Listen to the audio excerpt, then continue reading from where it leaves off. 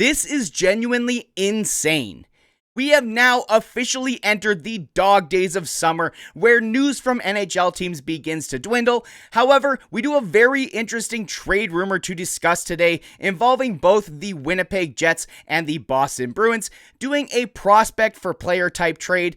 We're going to talk all about it. We're going to delve into the trade, see if it makes any sense for the Winnipeg Jets to do this trade, or if it's even likely to happen. But before we do hop into the video here, it looks like about 78% of people watching the videos here on Jets Digest were not subscribed to the channel. I'd highly suggest you guys throw a subscription. We're talking Jets all throughout the offseason, and we are getting closer every single day to the new season, and a subscription is the best way to make sure you guys are staying informed. So now, let's hop into the video. Let's talk about this potential trade between the Jets and the Bruins involving a couple different players.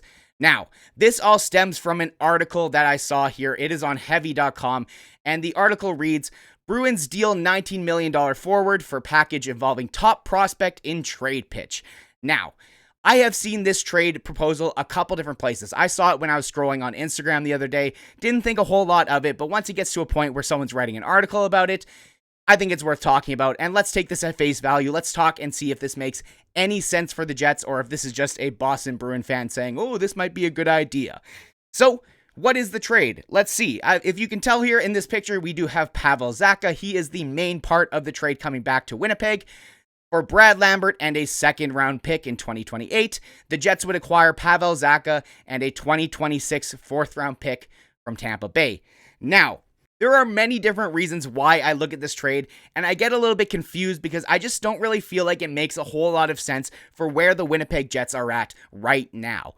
You know, if we rewind, if we go back to the trade deadline last year, I think a trade like this totally would have been fine. Sure, you can get upset about the value if you were really high on Brad Lambert, if you're low on Zacha, whatever it is. We can all probably agree that at the trade deadline, the Jets trading for a 2C for Pavel Zacha obviously would have been a very good thing. That was very clearly the hole that they had. But when we advance now to where we are at in this offseason, there's a lot of reasons why I think that this trade just doesn't make sense for right now. But let's take it at face value. Let's talk a little bit about who Pavel Zacha is as a player. We can hop over to his stat chart from this past season. He played 82 games, had 14 goals and 33 assists.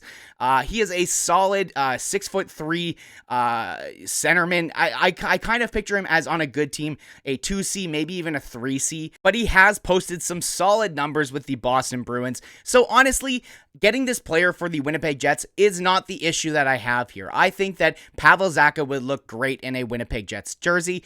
It's just the situation that we are in right now. If we head back over, we talk about where the Jets are at, especially with their 2C problem. As you can see on the screen, Jonathan Toews is an interesting part of this conversation. And, you know, there's been lots of debate about where Jonathan Toews' game is going to be at when he does return after missing 2 seasons. However, if you look at the Winnipeg Jets, I think they very clearly see him as being a 2C, if not a 3C on this team. You can tell by the money that they're giving him, as well as just kind of the way they've rolled this out. They seem to be pretty confident that Jonathan Toews is going to be able to regain some of what he had previously and be a solid middle 6 player for the Winnipeg Jets. And further to that, I think that we're going to see a very different usage of Adam Lowry this year. Obviously, he is coming off of hip surgery. He won't be with the team until probably late December, maybe early January. But regardless, I think we're going to see a very different usage of Adam Lowry on this team. If Jonathan Toews is playing like a 3C for this team, I think that the Jets are going to fully commit to Adam Lowry being officially their second-line center. These past few years, he's already been kind of their de facto second-line center, always getting more ice time than the Nemestikov line.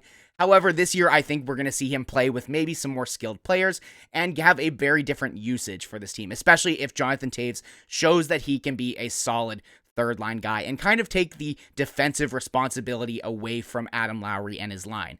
So that, and then on top of all of that, you look at the forward core that the Winnipeg Jets have right now, the center depth that they have. Again, on the screen right now, Scheifele, Toews, Nemestikov, Barron, that doesn't even include Lowry. Where would Pavel Zacha fit in here? And are you going to pay a premium for a center player who isn't going to play center for you? I mean, obviously, you could bump Nemestikov off to the side, but Adam Lowry's going to take that spot. So realistically, Pavel Zacha just doesn't fit on this team right now, based on, where the Jets are at with their center depth, the fact that Jonathan Toews is coming in. I think they look at him as a very good piece still, that he's going to be a solid, middle six guy. So it doesn't really make sense from that part. And if we go back to the article, if we look at the reasoning for, this trade, obviously it makes sense for the Boston Bruins, a team that who hasn't been that great, these past few years, trading a solid piece that they have for a young prospect who could be a solid boom top prospect in their system. I don't think we need to argue the reason why the Bruins would do this. They're in a bit of a rebuild, a bit of a retool. But the reason that they give for the Jets wanting to take back Zacha, obviously the whole center line role makes a whole bunch of sense. He's in the third year of his 4-year contract, making $4.75 million per year.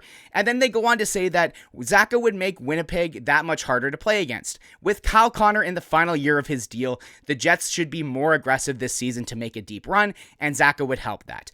And listen, from an outsider's perspective, I completely get that argument. But we have talked about many, many times about the fact that the Jets are in the final year of Kyle Connor's contract and what they should do in that situation. Recently, our most recent development is that they are in not a rush to get a contract done. And for the Winnipeg Jets, having just lost Nikolai Ehlers, already, we're looking at a team that might take a bit of a step back next year, might have to, bring in some young players and let them, make their mistakes this year so that they can try and extend the window however they should. But if Kyle Connor is, if in the way that they're phrasing this in the article, in the final year of his deal, kind of insinuating that this could be a last dance for the Winnipeg Jets, why would you then trade a future piece in Brad Lambert for a player that you're going to have 2 years with? And, if Kyle Connor walks, do you get what I'm getting at here? It doesn't really make a whole lot of sense. When we return to this trade, the other reason, too, why I just don't think it makes a whole lot of sense is that Brad Lambert is a player who could already potentially make the Winnipeg Jets this next year. He is a centerman. He's played the wing. I think he's played his best hockey at center, but regardless, speedy wingers or speedy players like this, teams tend to want to push them towards the wing just because they don't think they're as strong in the middle. However, I think Brad Lambert's skating makes up for a whole lot of it. Regardless, again, why would you trade a potential solid future piece for a player, like 2 years worth of a player who's definitely good, when this player could potentially already be part of the roster this next season? Kevin Cheveldayoff has even come out previously when talking about the loss of Nikolai Ehlers and the loss of his speed. He's pointed at a player like Brad Lambert and said, maybe that's a guy who can come in here and help bring the speed back to this team. So, as a whole, while I don't think that this trade makes a whole, is too crazy, ridiculous, dumb, the values are kind of funny. I also like that the Jets are adding, the second round pick for the other team's fourth round pick, like Pavel Zacha is, God or whatever. But regardless, I just think it's a little cherry on top of, looking at other teams, proposing deals with other teams and not really thinking about how their perspective is and if it makes sense for them.